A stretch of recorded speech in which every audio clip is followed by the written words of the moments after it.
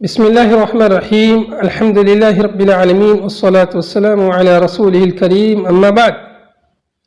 محترم ناظرین کرام، مشاہدین اعظام، السلام علیکم ورحمۃ اللہ وبرکاتہ۔ امادہ شؤون الطلاب جامعہ محمدیہ منصورہ مالیگاؤں کے اشراف میں چلنے والا سلسلہ تعلیمی و تربیتی دروس کی چوتھی کڑی آج میں آپ حضرات کی خدمت میں لے کر حاضر ہوا ہوں۔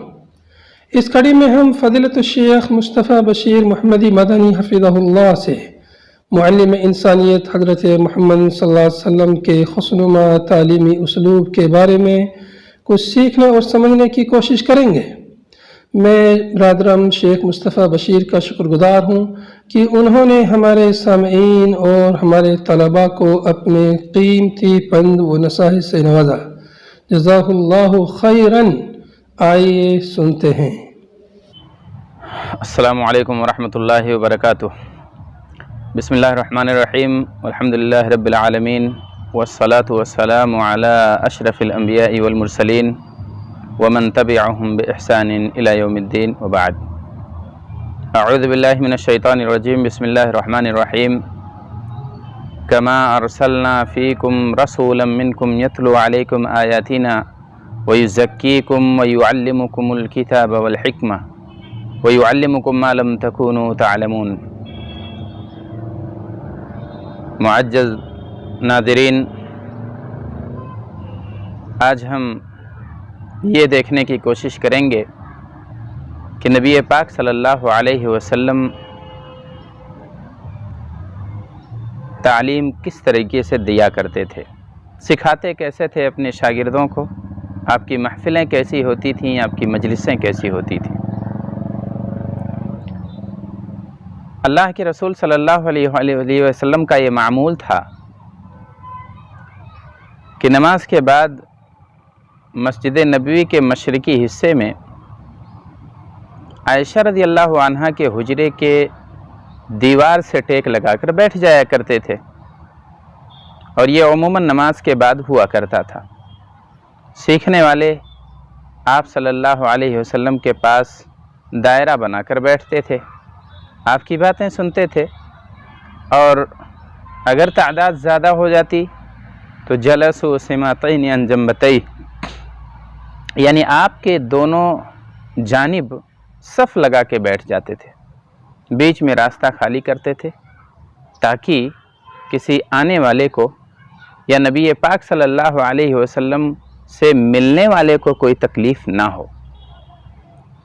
اللہ کے رسول صلی اللہ علیہ وسلم کو جوامع الکلم کا معجزہ عطا کیا گیا تھا، یعنی باتیں کم ہوتی تھیں لیکن ان میں معانی کا سمندر ہوتا تھا۔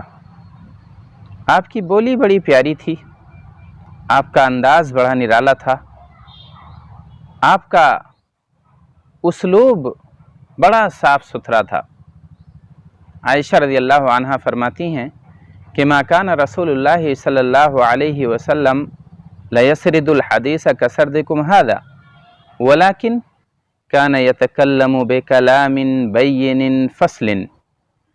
اللہ کے رسول صلی اللہ علیہ وسلم بہت تیزی سے بات نہیں کرتے تھے، بہت تیز رفتاری سے گفتگو نہیں کرتے تھے، بلکہ کان یتکلم بکلام بین، واضح کلام میں گفتگو کرتے، جملے مناسب اختیار کرتے تھے، اور ان کے درمیان فاصلے بہت معتدل ہوا کرتے تھے۔ یحفظہ من جلس الیہ، جو بھی آپ کے پاس بیٹھتا تھا مجلس میں آپ کی باتیں سیکھ جایا کرتا تھا۔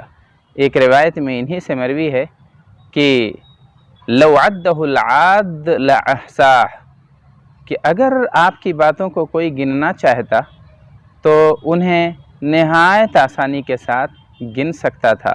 علامہ ابن حجر رحمہ اللہ کہتے ہیں کہ آپ کے جملے گنے جا سکتے تھے، آپ کے کلام گنے جا سکتے تھے، کلام کے حروف گنے جا سکتے تھے۔ اللہ کے رسول صلی اللہ علیہ وسلم سکھاتے کیسے تھے؟ آپ اندازہ کیجئے کہ اللہ کے رسول صلی اللہ علیہ وسلم آج جو مختلف تعلیمی یونیورسٹیوں میں تعلیم دی جاتی ہے، وسائل تعلیمیہ اختیار کیا جاتا ہے، جن پر فخر ہوتا ہے، جن پر ناز کیا جاتا ہے، اللہ کے رسول صلی اللہ علیہ وسلم نے قریب 1450 سال پہلے ہی ان وسائل کو برتا ہے۔ آپ صلی اللہ علیہ وسلم سوال کے ذریعے سے طلباء کے ذہن میں باتوں کو پیوست کیا کرتے تھے۔ آپ صلی اللہ علیہ وسلم ایک دفعہ پوچھتے ہیں اپنے ساتھیوں سے، اتدرون من المفلس؟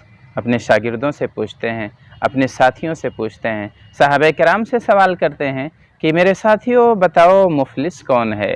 قالوا المفلس فینا من لا درہم لہ ولا متاع۔ انہوں نے کہا اللہ کے رسول صلی اللہ علیہ وسلم مفلس تو ہمارے درمیان وہی ہے جس کے پاس نہ مال ہو، نہ دولت ہو، نہ روپے ہوں، نہ پیسے ہوں۔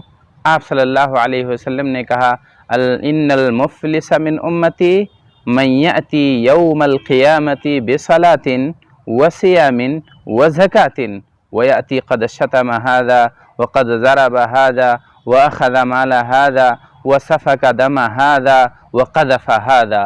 نبی پاک صلی اللہ علیہ وسلم نے کہا قیامت کے دن ایک آدمی آئے گا، عبادتیں بہت کی ہوں گی، نماز خوب پڑھا ہوگا، روزے رکھے ہوں گے، اور اسی طریقے سے اللہ کی راہ میں مال بھی لٹایا ہوگا، لیکن حالت یہ ہوگی کہ کسی کو گالی دیا ہوگا، کسی پر الزام لگایا ہوگا، کسی کا مال ہڑپ لیا ہوگا، کسی کی جائیداد غصب کر لی ہوگی، اور کسی کا خون بہایا ہوگا۔ فَيُعْتَى هَذَا مِنْ حَسَنَاتِهِ وَهَذَا مِنْ حَسَنَاتِهِ فَإِنْ فَنِيَتْ حَسَنَاتُهُ قَبْلَ أَنْ يُقْضَى مَا عَلَيْهِ أُخِذَ مِنْ خَطَايَاهُمْ فَطُرِحَ عَلَيْهِ ثُمَّ طُرِحَ فِي النَّارِ۔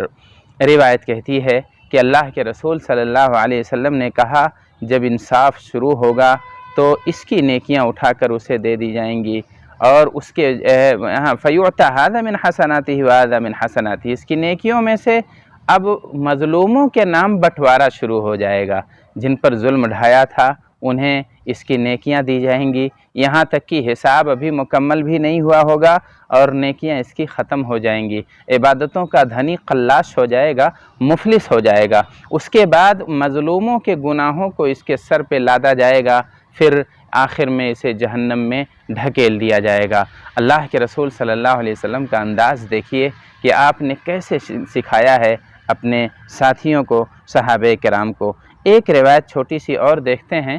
ایک دفعہ نبی پاک صلی اللہ علیہ وسلم کی مجلس میں کھجور کا گچھا آتا ہے، اُتِیَ بِجُمَّارِ نَخْلٍ فقال رسول اللہ صلی اللہ علیہ وسلم اخبرونی بشجرة تشبه الرجل المسلم لا يتحات ورقها تؤتی اکلها کل حین۔